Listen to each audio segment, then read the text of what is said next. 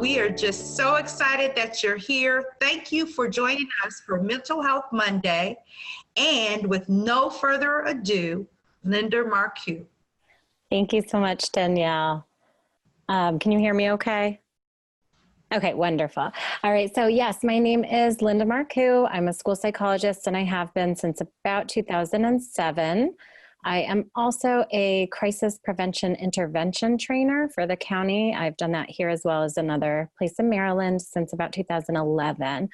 Now, the interesting thing about my career is I have primarily worked in special education populations. So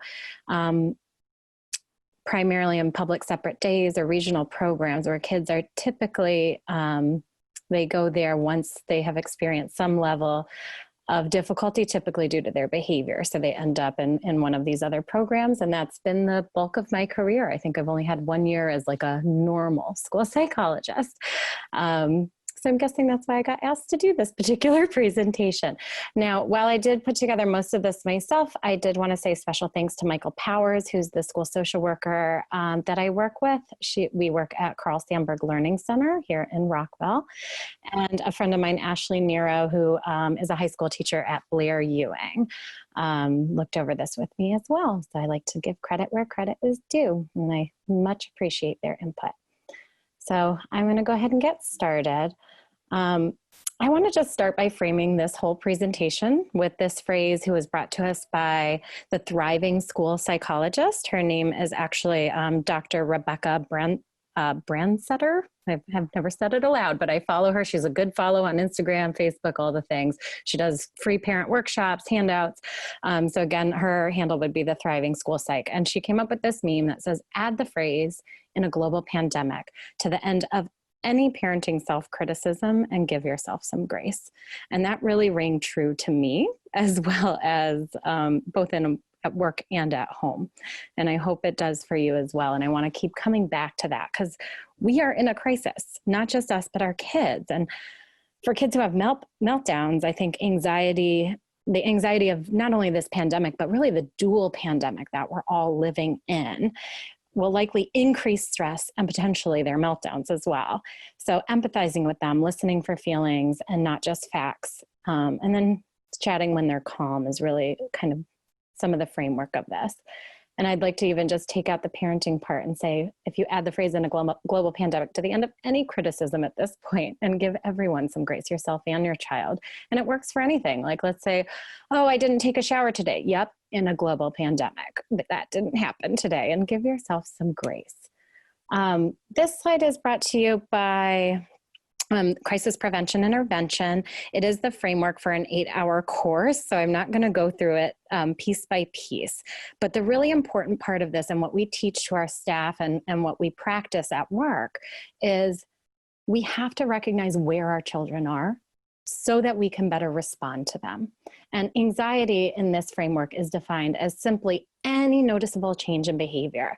So for our kids that are a little bit more hyper, that might mean they're a little more mellow that day and vice versa. So any noticeable change in behavior, our approach to that is going to be supportive. How can I help you? What can I do for you?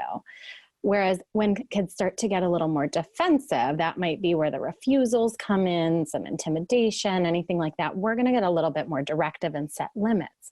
And it's really important not to confuse the two. Because if a kid is really just demonstrating anxiety and we start getting real directive with them, then before you know it, they're in refusal. And it's because we didn't match our approach to where they were in this framework. And similarly, if you're overly supportive with a kid who is being pretty defiant, we may be inadvertently reinforcing that. So really thinking about where the kid is and where our match is. When it comes to risk behavior, that's when we start considering real safety interventions. So that might be moving objects if there's sharp things around, or moving furniture, or even a soft hug may calm somebody at home. I think that's very appropriate. And then finally, the last phase is tension reduction, and that's where we kind of start to try and learn and talk. Now up top, you'll see circled this integrated experience, and what that big concept really means is your approach changes everything. Behavior influences behavior.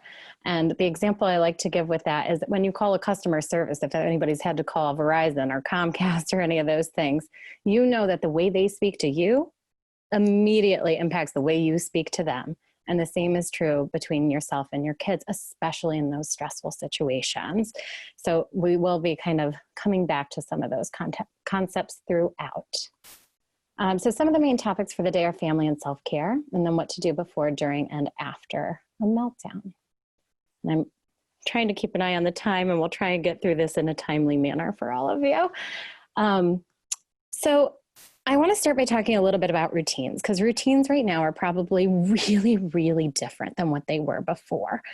And what I also want to just mention is that we should be anticipating regressions. When there are significant changes in our children's lives, they regress. That is typical and expected.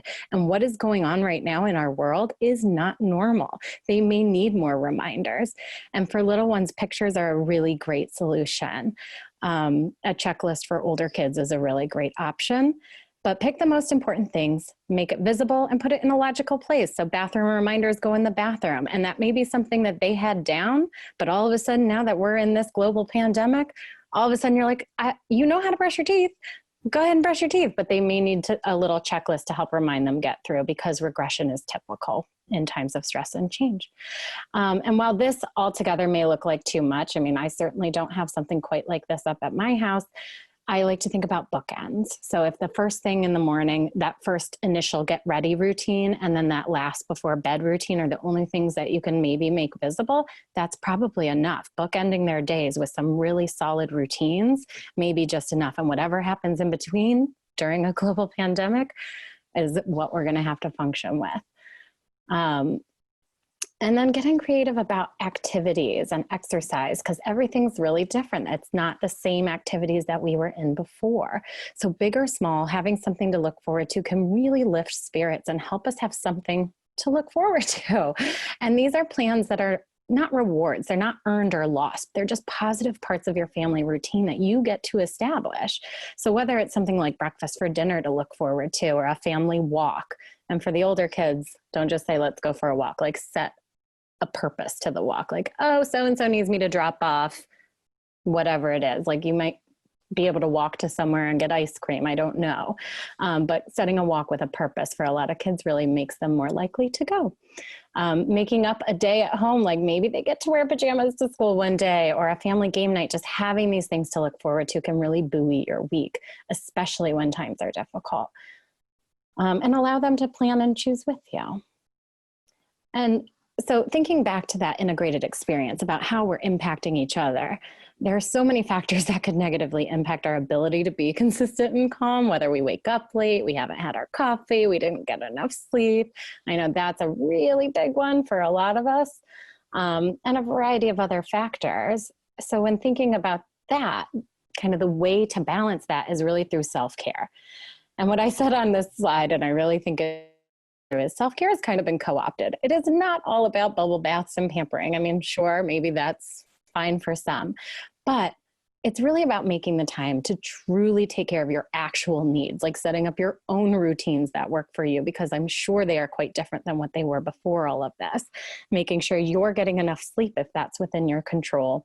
And then just asking yourself, are you drinking enough water? Are you moving enough? Or are you stiff? Are you going to your doctor's appointments? Are you talking to your loved ones? And saying no to extra demands. When people ask you for something now in a global pandemic, it is okay to say no now more than ever. And managing your own anxiety, because with all that's going on right now, I think this catastrophic thinking, it's really easy to get caught up in this. It is expected to feel anxious right now. And we have to monitor that and take active steps to manage our anxiety before we can expect our kids to do the same. For me, a few deep breaths sometimes is enough. Sometimes it's a couple more. But something that has always helped me is really thinking about that circle of control. So the things that are in my control and the things that are outside my control. And when I start spinning out about something that may be completely outside of my control, I try and revert back to maybe something that is within my control. So I get asked by lots and lots of parents, when are we going to reopen schools? And I can't tell you the answer to that, because I will find out the same time you do. But as a parent, what you do have control over is whether you're participating in live versus asynchronistic activities. And sometimes the path of least resistance for that day might be the right one under our current circumstances. And what people post online, you don't have control over that, but who you follow online, you do have control over. So really thinking about what things are stressing you and what you can control to try and reduce those stressors right now.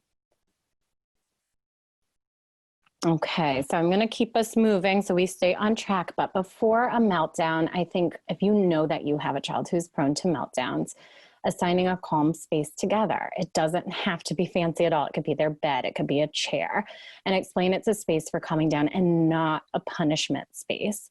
And this is the biggest pitfall I run into with teachers and parents is all of a sudden I'll hear from a classroom like, go to the calming corner. When has that ever worked? Now all of a sudden kids don't want to go to this place that you created for them.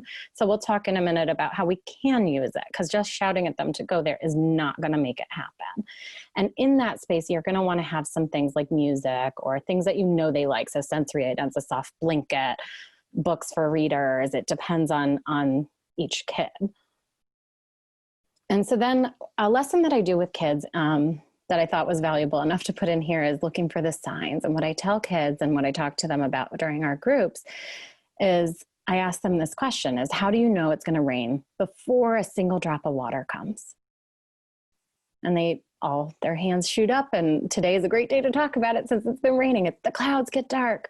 Sometimes it gets cold. Sometimes it gets windy. And they have all these things that they can tell me happen before a single raindrop falls. And then we refer that back to their behavior and we say, how do we know you're going to have whatever word we've assigned it? So some kids may call it a temper tantrum. Some families may call it a fit. So whatever word makes sense for your family. How do we know that's going to happen before it happens? That's an important thing for you guys to know and look for those signs. And if you can catch the signs early enough, you might be able to help calm down before a full down meltdown occurs. So some of the common warning signs are trouble making like simple decisions or responding to simple questions, repeating thoughts or phrases over and over, refusing to follow reasonable directions or cooperate, trying to kind of shut out noises, sight, sounds, and other sensory things, trying to run away or hide, moving restlessly, fidgeting, pacing, clenching and balling fists, and pay attention to your child's personal tells, because it may not be on this list. I know for some kids, the shoes come off as like a very, here, like the shoes are coming off. We know what's coming next.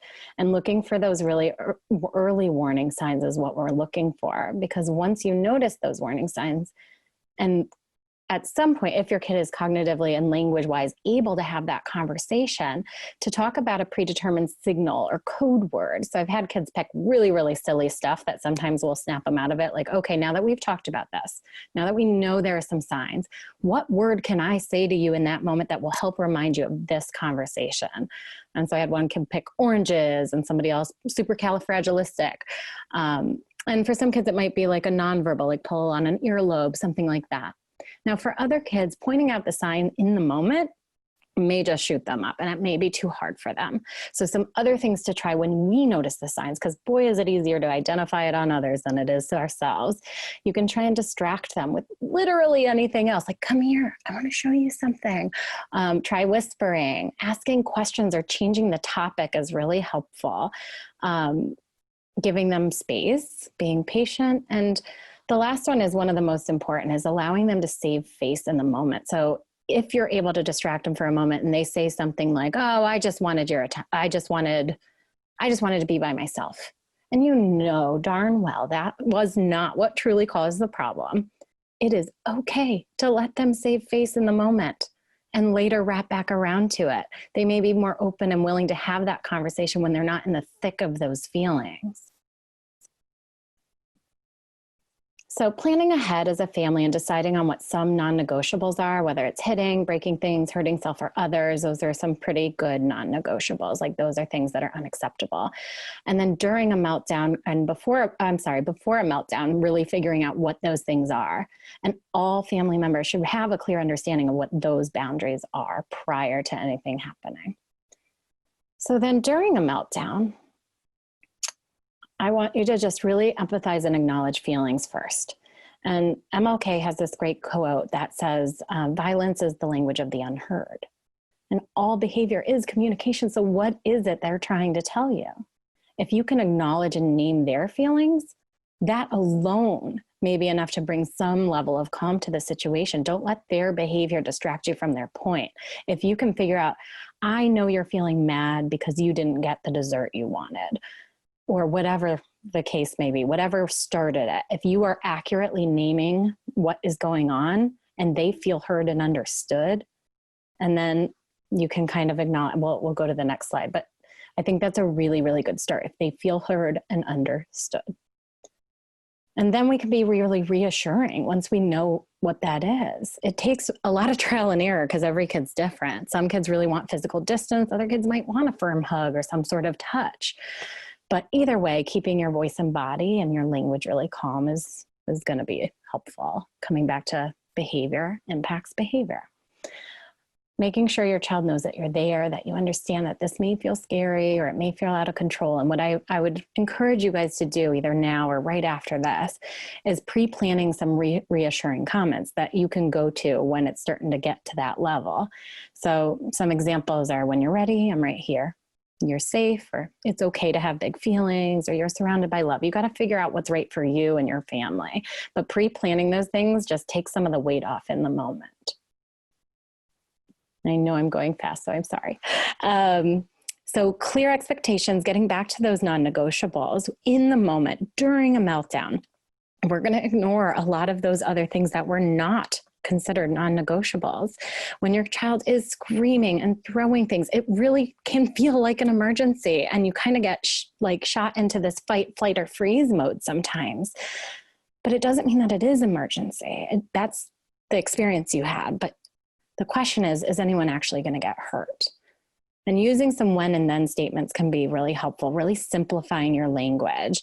And there are actually apps out there that there is first then apps that, so depending on your child's language abilities and cognition, you can take pictures of things and say, if this, then, and show them the picture of whatever it is to facilitate that communication. So I don't love this visual, but it just reminded me of the app.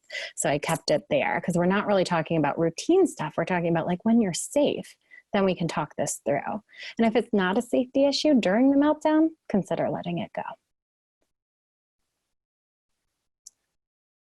So this is another concept brought to us by a crisis prevention intervention, but when kids are really letting it out, like really screaming, stomping, what our intervention is there is to actually allow some venting. We cannot teach kids to swim while they are drowning. Allowing them to vent actually gets them to expel their energy and could potentially tire them out faster. Now, again, this is a crisis prevention strategy, not a behavior modification system. That's maybe a different technique that we would need to use, but it can be effective to ignore certain behaviors, especially those that are not safety concerns. What I sometimes see kids do is they may hit or scream, and all of a sudden we're talking to them about that rather than whatever it was that started to begin with. So during that process, if you can just allow them to go and not intervene and not try and teach them to swim while they're drowning, that can help save a lot of energy from both of you. And then this is a quote that we have up near some of our calming areas at our school. And it says, when little people are overwhelmed by big emotions, it's our job to share our calm, not join their chaos. There is already enough anxiety in the world right now, and they've probably already gotten into some sort of fight or flight mode themselves. If we can tone it down, that is going to be invaluable. So some strategies for that may be, and again, you kind of have to see how your child responds. And some days they may like it and some days they may not, but turning down lights, keeping things quiet, really trying not to crowd them. So if you're at home and they're not willing to move, try standing off to the side so they don't feel real blocked in. And then after the meltdown, I think during that venting process is when I really start thinking, okay, how am I going to re-engage this kid when the meltdown's over, rather than doing something that's going to ignite the flame. if the meltdown was triggered by an emotional conversation, that may be something we need to punt on until another time. And you can find a new approach the next time to talk about it. It's not saying it's not worth talking about. You probably do need to talk about it. It just might not be right in that moment. So that may mean doing something else altogether for a little bit before revisiting it. And usually something calming to allow them to truly regain their emotional control before we try and dig back in. And then really giving yourselves and your kids that time to recover. A lot of times kids do feel embarrassed and guilty, and you'll probably see some physical exhaustion too, depending on the level of the meltdown. And giving themselves and yourself some time to get collected there's nothing wrong with that, especially right now. Let me see.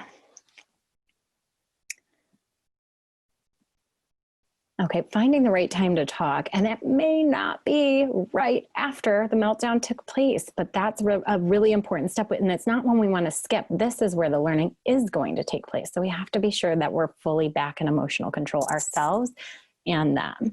So when you're both calm, some ways to approach it is giving them a heads up, like, hey, we're going to talk about what happened this morning or yesterday or 5 minutes ago. And you're not going to be in trouble for what you say. Keeping it really brief. Talking about a meltdown can really make kids feel bad and defensive and guilty. And say what you need to say. It's important that you do, but try and avoid being too repetitive and kind of really drilling into it, because they're going to probably hear it again. And we want to make this a meaningful kind of tidbit for them. So asking them to summarize or otherwise check for understanding is a really good idea too, because that allows you the time to clarify. Sometimes you'll find out like, whoa, that's what you heard? Because that's not what I meant at all. And it allows you to kind of really make sure that they're taking away what you intended for them to take away from that conversation.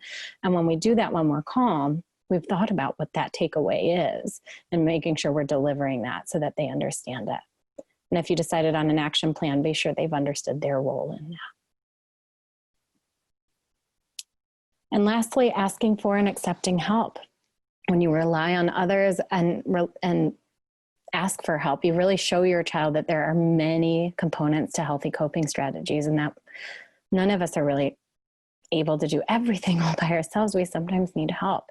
So connecting with other parents, even if it's virtually right now, would be a positive thing for you, as well as for your kids to see you doing that if they know about it. Seeking counseling for yourself and or your child is highly recommended. I know a while back I read an article that really had a lot of evidence in there about counseling for parents being almost as effective as medication for children with ADHD and anxiety. Now, of course, the most successful ones when both of those things were taking place together, but it was still really astounding. I mean, parenting by itself is really challenging. Parenting a child that has meltdowns or maybe some differences is particularly taxing. Now, doing all of that during a global pandemic when we are learning at home, working at home, parenting at home, this may be the time. Maybe you've never needed it before, or maybe you thought you didn't. Maybe now's the time where we do.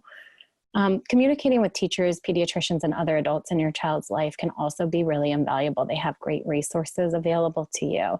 Your kids may be more open to listening and receiving feedback from people other than their parents, especially when we are all at home together all the time right now. And then contacting your school's counselor for specific resources, like if you're interested in things outside of school, beyond what the school offers, they may be able to link you up with resources outside of school.